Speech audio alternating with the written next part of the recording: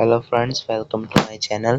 तो इस वीडियो में हम चैप्टर 10 रसोई संगठन इस चैप्टर के बारे में पढ़ेंगे। इंट्रोडक्शन। किचन की प्रणाली एक संगठित व्यवस्था है। इसमें विभिन्न पदों की श्रेणियां हैं जो सुनिश्चित करती हैं कि भोजन की तैयारी स्वास्थ्य और सफाई के मानकों के अनुसार होती है। सर्वप्रथम होते हैं मास्टर शेफ, जो उच्चतम तकनीकों और नेतृत्व कौशलों के साथ किचन का कमांड रखते हैं। उनके बाद सू शेफ और लाइन कुक शामिल हैं, जो भोजन की तैयारी में योगदान करते हैं। सभी कर्मचारी मिलकर एक अनुक्रम में सहयोग करते हैं ताकि अच्छी गुणवत्ता वाला भोजन तैयार हो सके।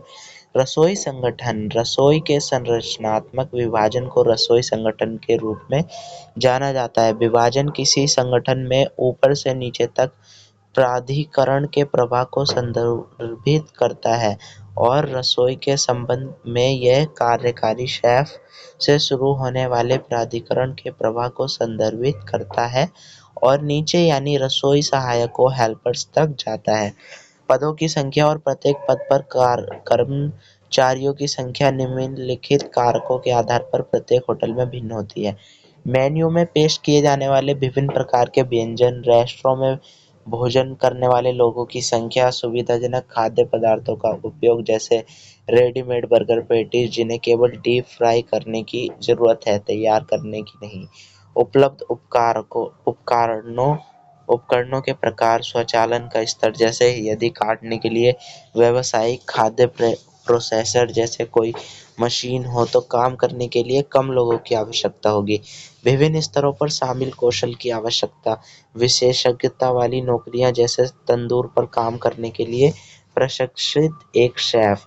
रसोई को विभिन्न उपवर्गों में विभाजित किया गया है और प्रत्येक अनुभाग भोजन तैयार करने में अपना योगदान देता है। रसोई में पदानुक्रम यानी जो रसोई में कौन कौन से लोग ड्यूटी करते हैं और किस किस पद पर होते हैं। पहला तो होता है मुख्य शेफ, जिसे एग्जीक्यूटिव शेफ कहते हैं। फिर आता है सू शेफ, फिर उसके बाद आता है section chef, chef D party या सीडीपी। फिर आता है सहायक शेफ, फिर आता है प्रशिक्षु यानी ट्रेनी। कार्यकारी शेफ रसोई विभाग के प्रमुख होते हैं। उसके पास एक सू शेफ या अंडर शेफ है जो उसके काम को सहायता करते हैं और रोजमर्रा के कार्यों को सीधे देखभाल करते हैं। रसोई को विभिन्न अनुभागों में विभाजित किया गया है और प्रत्येक अनुभाग प्रमुख होते हैं, जैसे कि सीडीपी कहा जाता है। प्रत्येक होटल में सीडीपी की संख्या संगठन की आवश्यकता के आधार पर भिन्न होती है। प्रत्येक सीडीपी के पास उसके अधीन काम करने के लिए कुछ सहायक शेफ होते हैं। सहायक शेफ को वरिष्ठता और अनुभव के अनुसार कॉमिस 1, कॉमिस 2 और कॉमिस 3 में विभाजित किया गया है। रसोई में कॉमिसों की संख्या काम की मात्रा पर निर्भर करती है। जो मुख्य कर्तव्य और जिम्मेदारियां। मुख्य शेफ के कर्तव्य। कार्यकारी शेफ वह प्रबंधक है जो खाद्य उत्पादन के सभी पहलुओं के लिए जिम्मेदार है, शामिल है, विभाग का संपूर्ण प्रभारी है और रसोई में बनी भोजन की गुणवत्ता के लिए जिम्मेदार भी कौन होता है? मुख्य शेफ होता है। नए रेस्टोरेंट के लिए मेन्यू विकसित करने या पुराने मेन्यू को अपडेट करने के लिए जिम्मेदार होता है। भोजन की लागत पर नजर रखने, उन्हें नियंत्रित करने के लिए जिम्मेदार होता है ताकि मानक गुणवत्ता की भरपाई किए बिना लाभ को अधिकतम किया जा सकता है। क्रय विभाग के संपर्क के साथ आवश्यक कच्चे माल की उचित और समय पर उपलब्धता सुनिश्चित करता है। नए कर्मचारियों के चयन और उन्हें होटल की मानक प्रक्रियाओं के अनुसार प्रशिक्षण देने की महत्वपूर्ण भूमिका निभाता है। फिर आता है सू शेफ, उत्पादन संचालन के प्रत्यक्ष प्रभारी और कार्यकारी शेफ के बाद दूसरे कमांड के रूप में काम करते हैं, जिनका काम प्रकृति में अधिक प्रशासनिक है। रसोई में मानक व्यंजनों, प्रस्तुति और प्रक्रियाओं के पालन के लिए जिम्मेदार, बेहतर कार्य प्रक्रियाओं, गुणवत्तापूर्ण खाद्य उत्पादन, खाद्य सामग्री के किफायती उपयोग और खाद्य पदार्थों की आकर्षक प्रस्तुति पर कर्मचारियों को प्रशिक्षित करना। ये सब किसका काम है? सू शेफ का। फिर शेफ डी पार्टी, रसोई के एक अनुभाग का प्रभारी, जैसे बेकरी, भारतीय रसोई, चीनी रसोई, लार्डर, ठंडी रसोई आदि अपने अनुभाग के समग्र कामकाज और रसोई के अन्य अनुभागों के साथ समन्वय के लिए सीधे तौर पर वह जिम्मेदार होता है। फिर आता है सहायक शेफ, कॉमिस 1, 2, 3। आमतौर पर 3 स्तर होते हैं जिन्हें कॉमिस 1, 2 और 3 कहा जाता है। वह विभाग में प्रतिनियुक्त होते हैं और दुकानों से सामग्री लाने, पूर्व तैयारी, काटने आदि कच्चे माल को ठीक से संग्रहित करने और व्यंजनों की तैयारी और प्रस्तुति में अनुभाग शेफ की मदद करने का काम करते हैं। फिर आते हैं प्रशिक्षु यानी ट्रेनी जो नए होते हैं।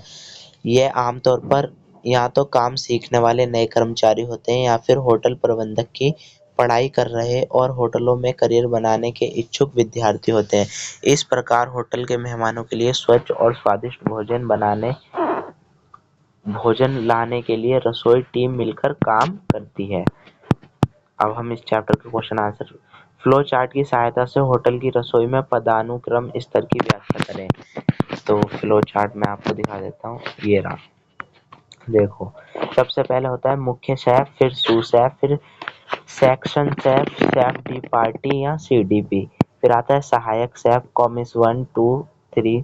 फिर आता है प्रशिक्षु यानी ट्रेनी जो नए सीखने वाले बच्चे या कर्मचारी होते हैं, विद्यार्थी।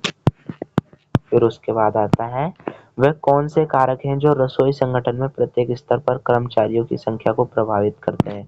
तो वह कारक हमने अभी पढ़े थे, कौन कौन से हैं। पहला तो मेन्यू में पेश किए जाने वाले विभिन्न प्रकार के व्यंजन हैं। रेस्टोरेंट में कितने लोग खाना खाने आते हैं, तो ये भी इसे प्रभावित करता है।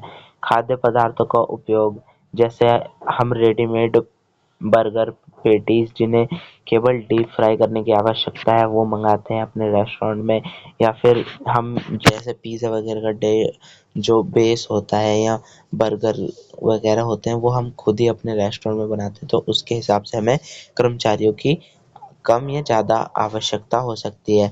अब जैसे कि हमारे पास ऑटोमेटिक मशीन्स हैं तो हमें कम कर्मचारियों की आवश्यकता होगी, और मशीन्स वगैरह नहीं है तो हमें ज़्यादा कर्मचारी चाहिए। विभिन्न स्तरों पर शामिल कौशल की आवश्यकता, जैसे तंदूर चलाने वाले की, अगर मान लो हमारे पास ऑटोमेटिक तंदूर है तो फिर हमें तंदूर चलाने वाले की आवश्यकता नहीं है। तो ये सब कारण है जो नौकरी को प्रभावित करते हैं, कर्मचारियों की संख्या को जो प्रभावित करते हैं। फिर मुख्य शेफ के कर्तव्य और जिम्मेदारियां क्या हैं। इसका आंसर है ये रहा, एग्जीक्यूटिव शेफ। ये पूरे रसोई का प्रबंधक होता है, सब सारी चीजें मुख्य शेफ के अंडर में होती हैं। विभाग का संपूर्ण प्रभारी होता है, रसोई में बनने वाले खाने के प्रति जिम्मेदार होता है, रेस्टोरेंट के मेन्यू को बदलने के लिए जिम्मेदार होता है, मेन्यू बनाने के लिए जिम्मेदार होता है, भोजन की लागत पर नजर रखने के लिए जिम्मेदार होता है, और ये भी कि कोई मानक गुणवत्ता की कमी ना हो। ये सब किसकी जिम्मेदारियां हैं, और तो ये एग्जीक्यूटिव मुख्य शेफ की जिम्मेदारी है। क्रय विभाग से संपर्क, आवश्यक कच्चे माल की उचित और समय पर उपलब्धता सुनिश्चित करना है, नए कर्मचारियों का चयन करना, उन्हें होटल के मानक प्रक्रियाओं के बारे में बताना, उन्हें शिक्षा देना, सिखाना, ये सब किसकी जिम्मेदारी है, एग्जीक्यूटिव शेफ की, मुख्य शेफ की। तो इस वीडियो में इतना ही। अगले वीडियो में हम सैंपल पेपर 1 करेंगे इसका।